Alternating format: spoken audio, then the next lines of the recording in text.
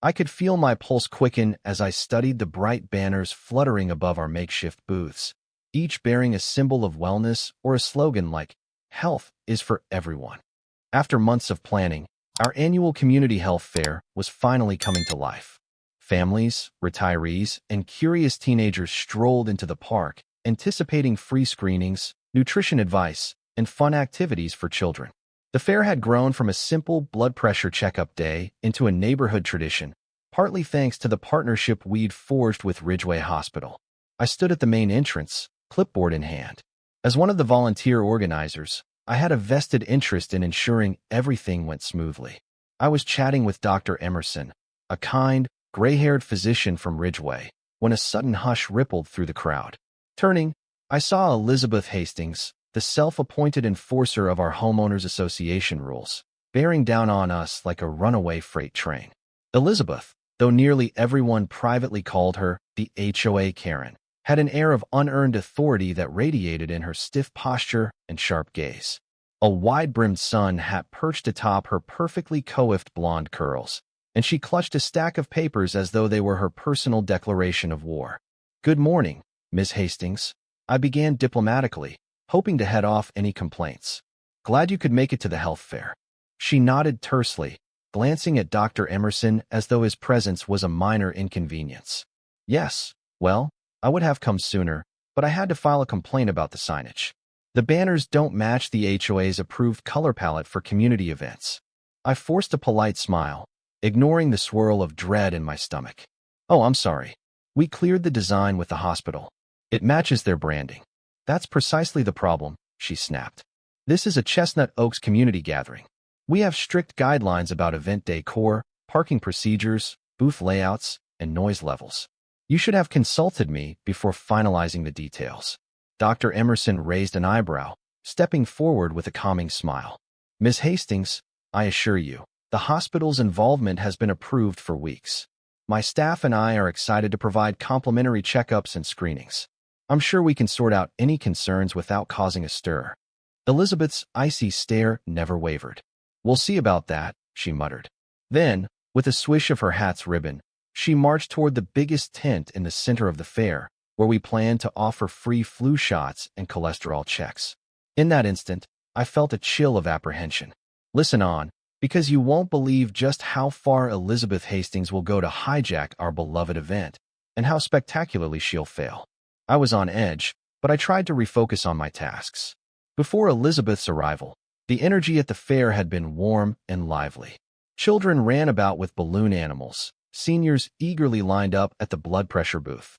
Friends and neighbors commended us for bringing in new services such as free vision screenings and nutritional consultations. Let me introduce myself properly. My name is Alicia Torres, a community volunteer and part-time nutritionist. Organizing events like this health fair is my passion. I've lived in Chestnut Oaks for 3 years, drawn in by the promise of a friendly suburban atmosphere and the gorgeous tree-lined streets. Over time, I realized we also had a microculture of constant meddling from certain individuals, chief among them, Elizabeth Hastings.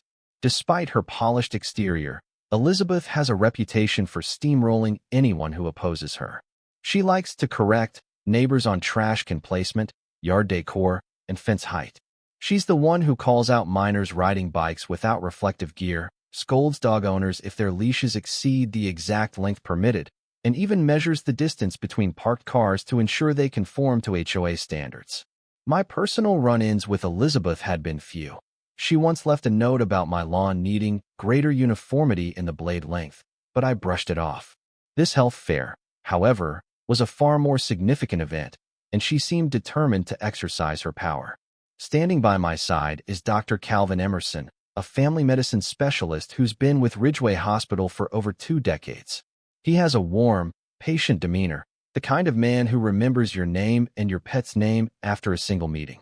Dr. Emerson and his staff have been planning for months, ensuring each booth would provide necessary services, from glucose testing to mental health resources. Finally, there's Francine Lee, the official chair of our community events committee and one of the kindest souls you'll ever meet. She's a retired teacher who invests her free time in volunteer work, organizing coat drives in winter, park cleanups in spring, and summer block parties. This health fair is her biggest initiative of the year. We had no idea just how ferociously Elizabeth would try to seize control. But as we were about to discover, the unstoppable force known as HOA Karen would be no match for official medical providers who had the full backing of the local hospital and the actual HOA board. The fair had only been open for an hour when the first of Elizabeth's new rules came trickling in. A volunteer manning the water station approached me, uncertain. Miss Torres? Ms. Hastings just told me I'm not allowed to hand out free water bottles unless each one has an HOA-approved label. She said we're breaking some branding guideline. I exchanged a glance with Francine, who frowned in disbelief. That's absurd, she muttered, shaking her head. This water's being donated by the hospital. We're not in violation of any rule. We assured the volunteer they could ignore Elizabeth's demand and continued offering free water. But soon, other complaints poured in. The blood pressure booth was apparently set up facing the wrong direction, blocking the view of the central fountain. The bounce house for children was too close to the parking lot, even though we put up a safety barrier. Live music from a small acoustic band was exceeding decibel limits. Though everyone could hear just fine, it was gentle background music.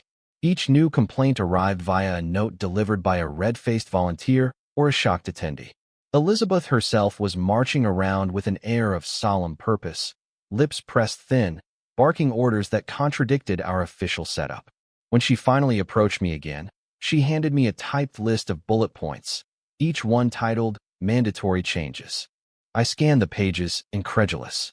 Directional arrows for foot traffic. She insisted that everyone move in a single file line to pass each booth in an orderly sequence, as if we were in an elementary school cafeteria.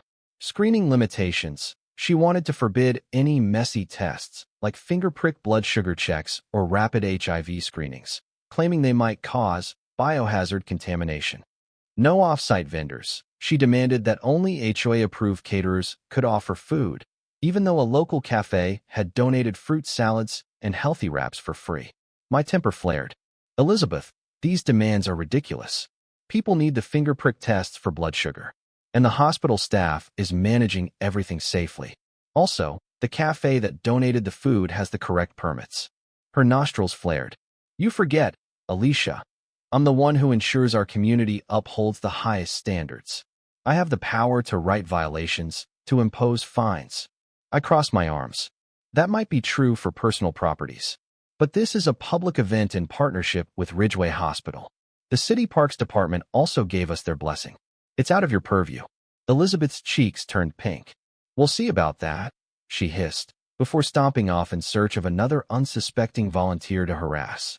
Francine exhaled heavily, looking at me with troubled eyes. We need to get out in front of this. She's scaring the volunteers. Determined not to let Elizabeth's intimidation ruin months of hard work, I motioned for Dr. Emerson to join us at a small table behind the main stage. If Elizabeth wanted to wage a war of paperwork, we would gather our own arsenal.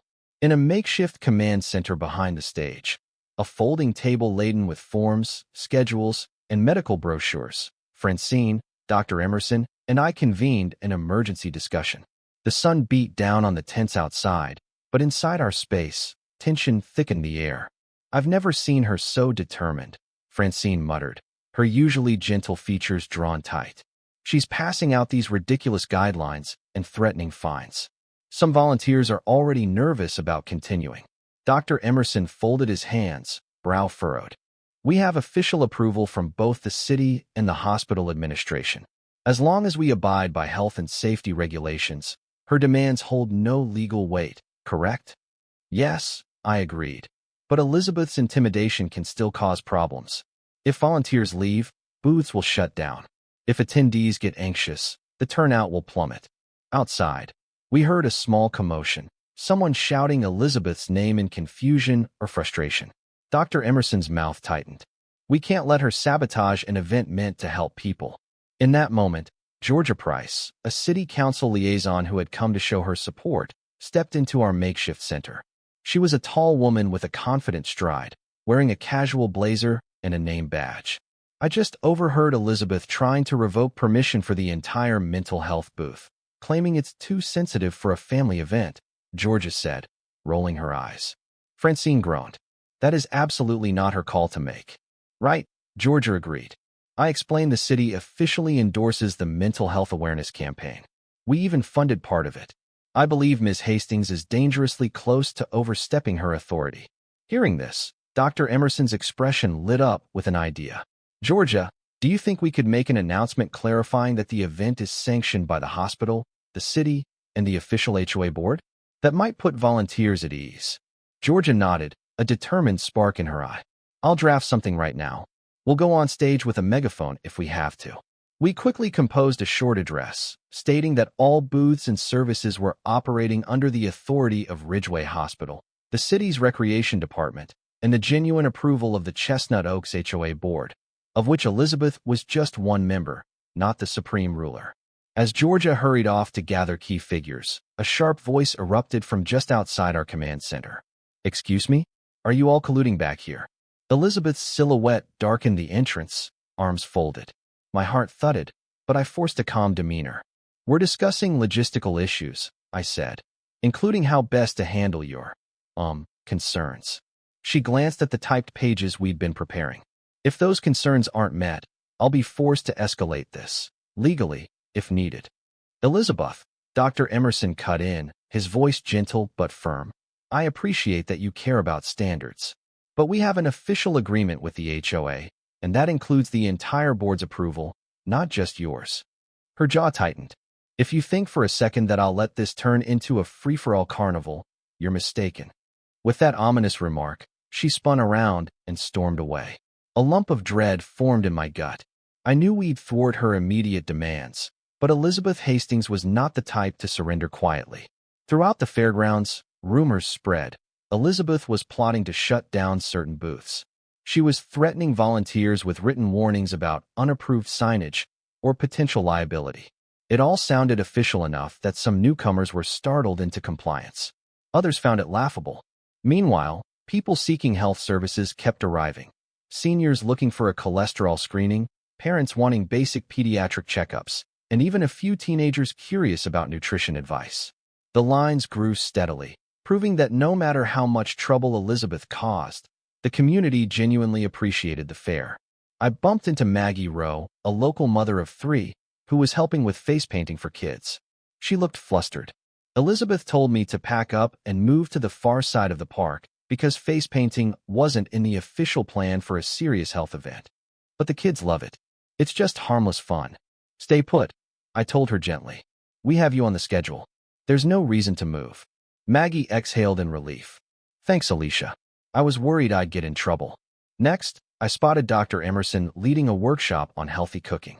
He was surrounded by an enthusiastic crowd until Elizabeth inserted herself into the circle. She pointed at the portable stove, lecturing him about hazardous equipment in a public space. Dr. Emerson patiently explained that we had a permit, complete with a small fire extinguisher on site, but Elizabeth wasn't having it. I hurried over, stepping in just as she declared, I'll have to file a formal complaint with the HOA about this. Elizabeth, with all due respect, Dr. Emerson said calmly, this has been approved. We took every safety precaution. Now, these folks want to learn how to make low-sodium dishes. Please, let's be reasonable. From the corner of my eye, I saw Georgia Price and Francine moving toward us, accompanied by 2 other HOA board members, Robert Chu and Kelly Monroe. Their presence made my spirits lift. If Elizabeth didn't listen to me or Dr. Emerson, perhaps she'd heed her fellow board members.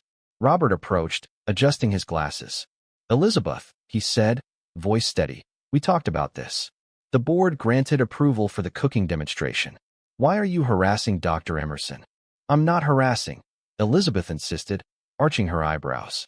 I'm clarifying, and you can't blame me for wanting everything to adhere to the highest standards. We don't need a lawsuit if someone burns themselves.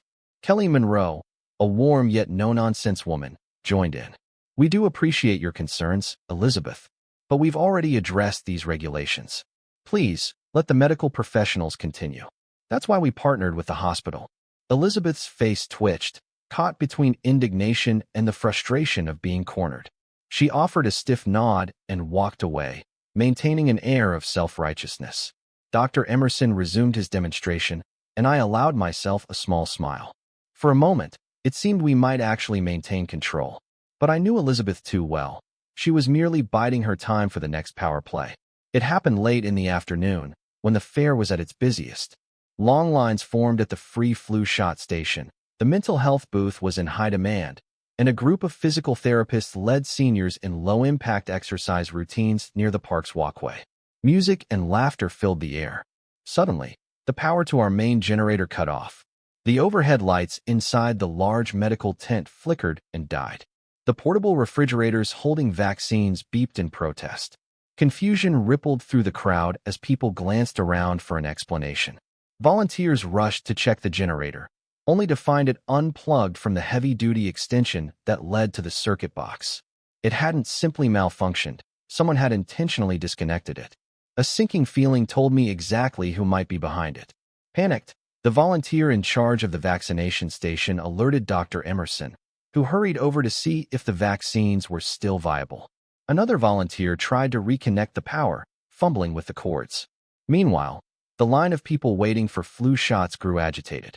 Francine and I exchanged grave looks, scanning the area for Elizabeth. She stood a short distance away, arms folded, watching the chaos with an unreadable expression. She wasn't smiling, but she didn't appear upset either. It was the face of someone who just might have orchestrated this fiasco. Our first priority was to restore power. Georgia Price spoke to the city's utility department to confirm there was no widespread outage. Within minutes, we had the generator running again, and the lights flickered back on. Dr. Emerson checked the internal thermometers and confirmed that the vaccines remained at acceptable temperatures thanks to their insulated containers. Crisis averted, for the moment. But the larger question remained. Who disconnected the generator? While we had no direct evidence linking Elizabeth, suspicion lingered among the volunteers. Whispers flew, stating that this was sabotage, a calculated move to disrupt the fair's most vital service. I left the tent, determined to find Elizabeth and confront her. As I approached, she turned her gaze on me with a cool half-smile. "Back so soon, Alicia?" she asked sweetly. "I saw the power had an issue. Perhaps your equipment wasn't up to code." My anger flared, but I kept my voice level. "Somebody unplugged the generator. If you had anything to do with it." "Are you accusing me of vandalism?" she shot back, eyes flashing. "I'm asking if you know anything about it." She let out a derisive snort. "I had nothing to do with your incompetent setup. If you can't keep your power on, don't blame me." My fists clenched, but I restrained myself. Without proof, confronting her publicly would only cause further strife. Instead, I inhaled sharply and said, "If you want to stop this event, you'll have to do it in front of the entire HOA board, the city, and the hospital. We're not shutting down just because of a minor issue." Elizabeth's lips tightened. "You're on thin ice, Alicia. Mark my words, this farce of a fair won't last." We had only a couple of hours left before the fair's scheduled closing time. The late afternoon sun was dipping behind the trees, casting warm, golden rays across the booths. Attendance was still steady, and I felt a surge of pride for how our team had persevered despite the generator scare. Then came the loudspeaker announcement, a voice that crackled through the fair's PA system, which we used for official updates and lost children notices. "Attention, all visitors. Please be advised that certain medical screenings are no longer permissible. The bounce house is also closed due to newly identified safety violations. All unauthorized vendors must cease operations immediately, as per HOA regulations." "Thank you." My jaw dropped. That voice, undeniably Elizabeth's, echoed across the park. She must have wrested control of the microphone from a volunteer. Within seconds, confusion reigned. Parents hustled their kids out of the bounce house. People lined up for screenings looked around in worry. Volunteers stared at each other, unsure if they should continue. I sprinted to the small stage where the sound equipment was set up. Elizabeth stood at the microphone, flanked by a couple of bewildered volunteers who'd clearly been strong-armed into letting her speak. "Elizabeth," I shouted, climbing onto the stage. "What are you doing? You have no authority to cancel any booths." She released the mic, letting it squeal and feed back, and turned to face me, brandishing a sheaf of papers. "I have every right. I found multiple violations of safety codes. I'm protecting the neighborhood. You're sabotaging a hospital-backed health fair," I retorted, my voice echoing across the stunned crowd. Everything here was approved by the city and the HOA board. "You are not the board, Elizabeth." A hush fell around us. 100 eyes watched with anxious curiosity. Dr. Emerson approached the stage from one side, while Georgia Price and Francine approached from the other. Miss Hastings lifted her chin. "You all think you can override the rules. This community has standards, and as the face of the HOA, I'm putting my foot down." At that moment, Kelly Monroe, the very president of the HOA board, and someone Elizabeth clearly liked to ignore, stepped onto the stage. She calmly took the microphone from Elizabeth's trembling hands. "Elizabeth," Kelly began, her voice resonating through the speakers, "I want to clarify something in front of everyone. The entire board voted unanimously to support this fair. We coordinated with the city and the hospital. You are not acting on behalf of the HOA right now." Murmurs spread among the onlookers, some shocked, others clearly relieved. Elizabeth's face reddened. But I'm an elected official. You're one member of a 5-person board," Kelly corrected sternly. "You do not have the right to unilaterally close booths, especially those run by licensed medical staff. If you continue this disruptive behavior, we'll have no choice but to file a formal complaint against you." A stunned silence gripped the park. Elizabeth opened her mouth as though to argue, but her voice failed her. Suddenly, it was clear she'd gone too far, meddling in areas beyond her power. In that freeze-frame moment, I almost felt sorry for Elizabeth. She stood there, a white-knuckled grip on her papers, realizing she might have finally overreached. But that sympathy vanished when she snapped, "You'll regret this," and stormed off the stage, pushing her way through the crowd. Kelly sighed into the microphone. "Sorry for the confusion, everyone. Please continue enjoying the health fair. The bounce house, the screenings, and all other services remain fully open and approved." A cheer went up, the tension dissipating as if a thundercloud had passed. Relief washed over me, but I had a nagging feeling Elizabeth wasn't finished. Not yet. As the evening air cooled, the fair transitioned from day to dusk. Most families stayed, appreciating the calmer ambience, with fairy lights strung around the booths and gentle music resuming. The sabotage attempts and Elizabeth's public reprimand had, ironically, brought a wave of solidarity among volunteers and attendees. I walked the grounds, checking in on each station. At the mental health tent, a licensed therapist was in deep conversation with a teenage girl and her mother, an essential moment of awareness.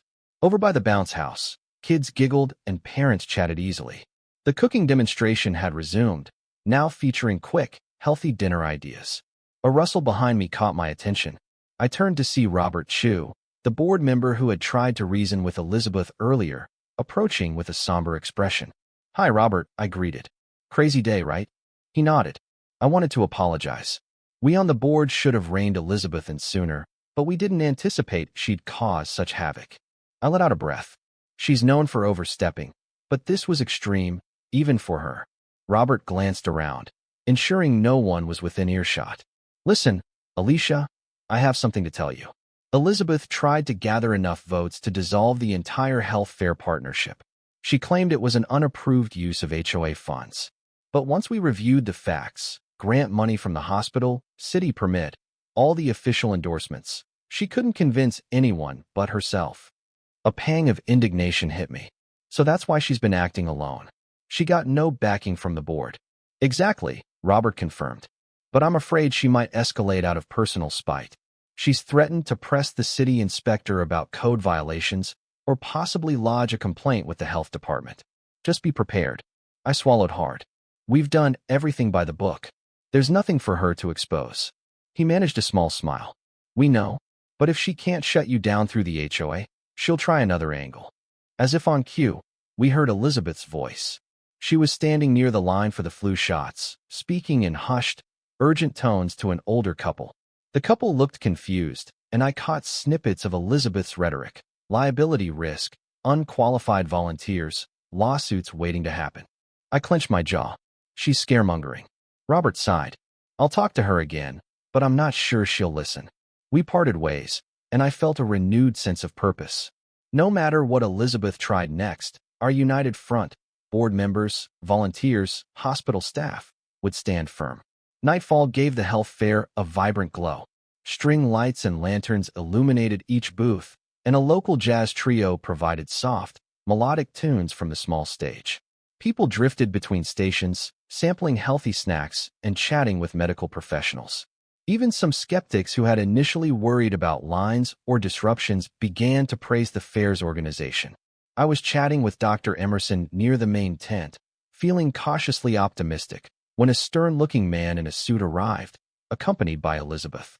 His eyes scanned the area with a mixture of disapproval and mild curiosity. Elizabeth gestured around, guiding him toward us. There, you see, Mr. Cochran, that is the tent I was talking about. Who's this? I asked, perplexed. The man extended a business card. Arnold Cochran, from the county health department. Ms. Hastings contacted us with concerns about potential regulatory violations. A heaviness settled in my chest. This was Elizabeth's new angle, bringing in an outside official at the 11th hour, hoping he would shut us down. Dr. Emerson, ever collected, held out his hand.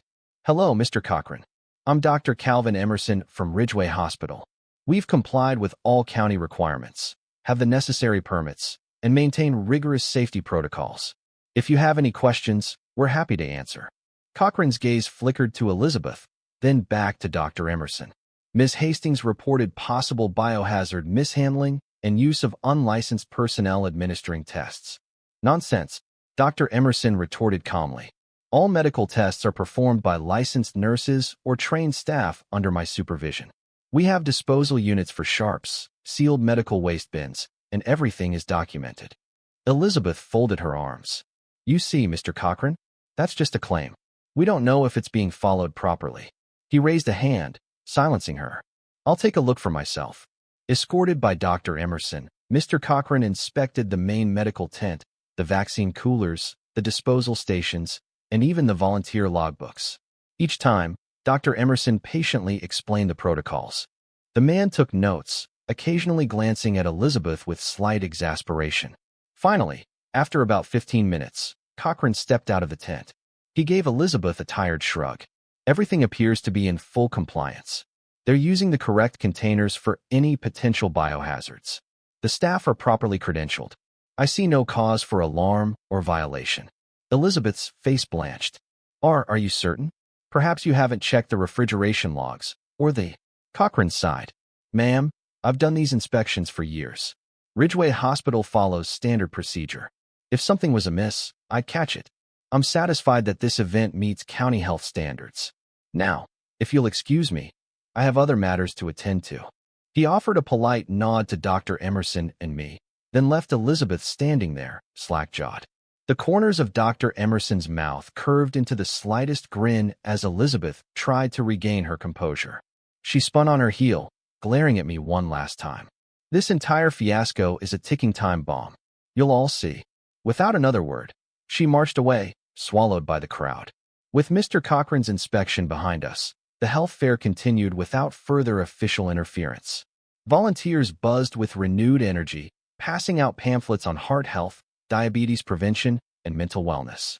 People lingered at the fair, enjoying a newfound sense of security after realizing Elizabeth's threats held no merit. Yet, a piece of me still felt uneasy. Elizabeth Hastings was nothing if not persistent.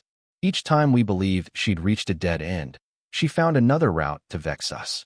As the clock edged toward the fair's closing hour, I decided to do a final circuit, greeting vendors and thanking them for their help.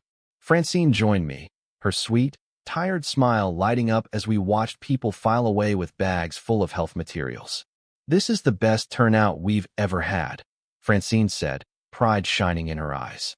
Despite the drama, we gave out hundreds of flu shots, ran dozens of checkups, and even connected a few folks with long-term providers. I nodded. Ridgeway's staff was outstanding, too. Dr. Emerson told me they might do follow-up events in the future, especially around mental health. Francine's gaze flicked toward the silhouette of Elizabeth standing near a lamppost, presumably to ensure the fair ended exactly on time. I can't believe she stooped to pulling the generator and bringing the health inspector. What do you think she'll try next? I paused, shoulders tensing. Who knows? But it won't matter much. Once tonight is over, the hospital partnership is locked in for the next few years. The board already voted. The fair is a success. Before Francine could respond, an urgent voice piped up behind us. Alicia. Francine. It was Maggie Rowe, the face paint volunteer, breathless. Have you seen the huge sign Elizabeth just put up near the parking lot? It says all cars must vacate by 9 p.m. or face towing. People are freaking out. They think they'll get towed if they don't leave immediately. My jaw tightened, anger flaring. We have until 10 p.m., at least. That was pre-approved with the city. Francine's eyes flashed with frustration. She's trying to cut the event short in a last-ditch scare tactic. Wasting no time, I grabbed my phone, ready to call Georgia Price and see if we could override Elizabeth's sign. But as Maggie led us toward the parking area, we saw that some anxious attendees had already started leaving, worried they'd get ticketed or towed. Not wanting to feed the panic, Francine tapped the microphone near the stage, making an announcement. Attention, everyone. There's been a misunderstanding about parking. No cars will be towed before our official closing time at 10 p.m. Please enjoy the fair without worry. A ripple of relief passed through the lingering crowd.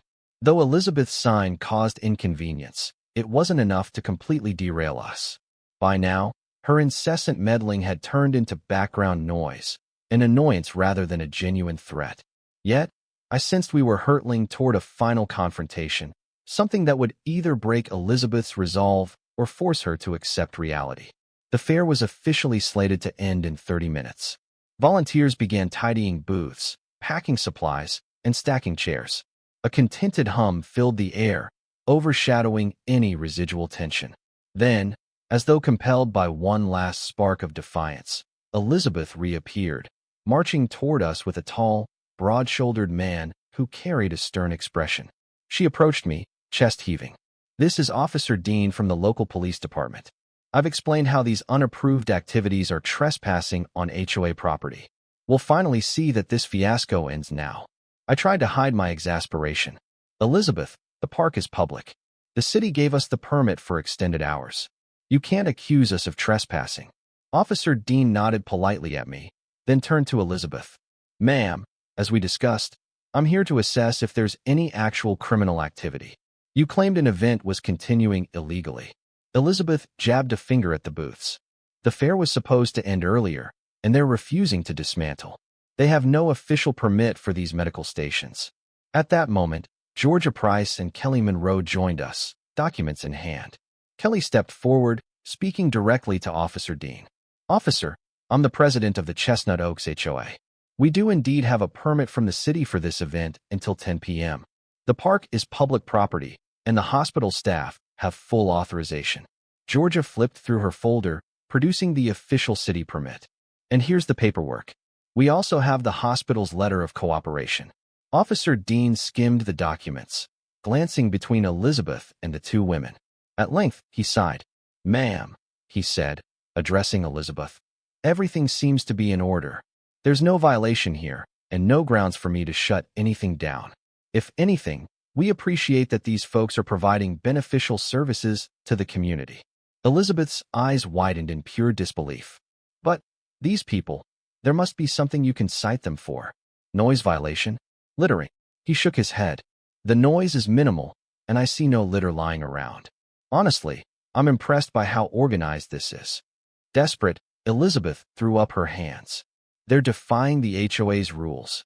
Kelly Monroe cleared her throat loudly, stepping in once more. Elizabeth, I speak for the entire board when I say that we set the rules collectively. We voted to support this fair. This event has been a highlight for our neighborhood, bridging community engagement and medical services. Your constant attempts to override that vote are out of line. A hush fell. Volunteers and attendees paused their tasks, drawn by the tension. Elizabeth looked from Kelly to Officer Dean, then to me. Her face burned with humiliation. This is an insult, a betrayal, she muttered, voice trembling. I have only tried to protect the integrity of our neighborhood. Kelly shook her head sadly. Then perhaps it's time for you to reconsider your approach. Officer Dean gently placed a hand on Elizabeth's elbow, guiding her aside. Ma'am, let's talk for a moment. She resisted at first, but eventually followed him, shoulders hunched in defeat. The crowd exhaled collectively, returning to the final tasks of closing down the fair. With that, the last of Elizabeth's grand attempts to assert her dominance over the event had crumbled. Thanks to the presence of official permits, city backing, the HOA board's unity, and the unwavering support of the hospital. By 10 o'clock sharp, The health fair ended on a triumphant note. The tents came down, the booths were neatly packed, and volunteers departed with tired smiles, proud of their accomplishment. Dr. Emerson and his staff returned their medical supplies to the hospital vans, already discussing plans for next year's fair. I lingered in the quiet park, taking one final sweep to ensure nothing was left behind. Francine, always the last to leave, stood beside me under a lamppost that flickered softly against the night sky. "We did it," she murmured, gazing at the now empty space where, hours before, hundreds of neighbors had gathered. "We helped so many people, from kids to seniors." I nodded, feeling a warm glow of satisfaction that chased away the day's stress. And we showed Elizabeth Hastings that the community stands for more than just arbitrary HOA rules. We stand for each other's well-being. As if conjured by her name, Elizabeth appeared one more time, emerging from the far side of the park. She approached, looking strangely subdued. The wide-brimmed hat she wore earlier was gone, and her shoulders slumped under the lamplight. I braced myself. "Elizabeth, can I help you with something?" She stared at the empty field, her voice quieter than I'd ever heard it. I never intended this to turn into such a spectacle. I hate when things aren't done the proper way. I exchanged a look with Francine. "We did everything properly. You just weren't on board with it." She swallowed hard, as though wrestling with her pride. "That's because I'd hoped the HOA could run this event ourselves, without relying on outside groups. But I see now. I was misguided. Ridgeway Hospital did an excellent job. For a heartbeat, I wondered if she was on the verge of an apology. But the moment stretched, and no apology came. Instead, Elizabeth simply turned away, offering a curt nod. "Well, good evening." With that, she headed off into the darkness, leaving me with a lingering sense of relief and a touch of pity for someone who had bound her self-worth to a misguided need for control. Francine let out a long breath. At least she's not demanding any more changes. "Maybe she's realized she can't override official partnerships," I replied. Dr. Emerson waved goodbye from across the field, heading to his car. Francine and I joined the last volunteers by the exit, securing the gate behind us. In the hush of the now empty park, I felt a surge of gratitude for every person who had stood up against Elizabeth's meddling. HOA board members, city officials, hospital staff, and ordinary neighbors who simply wanted a successful event. Through it all, we delivered essential health services, overcame sabotage attempts, and reaffirmed the fair's place in our community. For this year, at least, the HOA Karen had been outmatched by the combined forces of compassion, logic, and official backing. As I climbed into my car, I glanced in the rearview mirror at the park's silhouette. A smile tugged at my lips, realizing how the day's challenges made the victory taste that much sweeter.